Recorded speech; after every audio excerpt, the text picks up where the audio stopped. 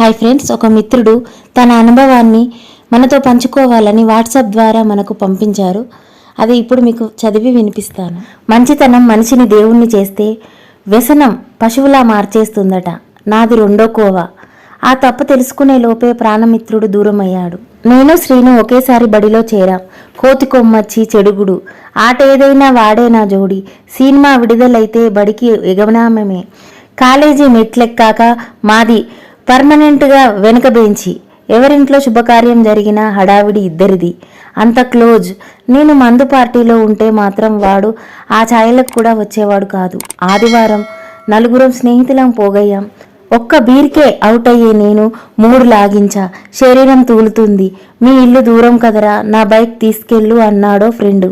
బండి కిక్ కొట్టి accelerator race చేశా. అదే వేగంతో వెళ్ళి ఎదురుగా ఉన్న గోడకి ఢీకొట్టా. 5 నిమిషాల్లో పరిగెత్తుకొచ్చాడు శ్రీను.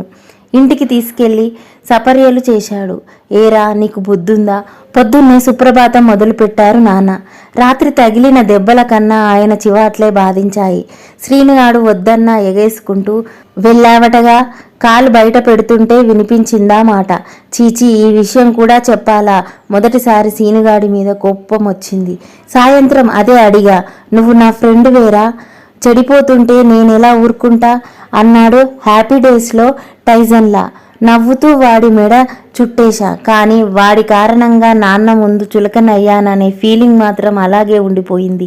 డిసెంబర్ 31 రాత్రి పార్టీకి ఏర్పాట్లయ్యాయి. చివరి నిమిషంలో విషయం శ్రీనుగాడికి తెలిసింది.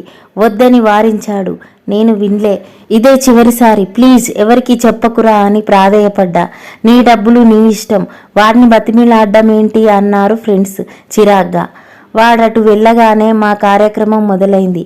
మత్తు తలకెక్కాక సీనుగాడి ఫ్యామిలీ గురించి నీచంగా మాట్లాడారు స్నేహితులు. లెంపకాయ కొట్టాల్సిన నేను మిన్నకు ఉండిపోయా. బహుశా మనసు మూలల్లో వాడిపై ఉన్న కసి నాకు రాక్షస ఆనందాన్ని కలిగించిందేమో. అర్ధరాత్రి దాటింది. ఇంటి నుండి ఒకటే కాల్స్. విసిగొచ్చి సెల్ సైలెంట్లో పెట్టేశా.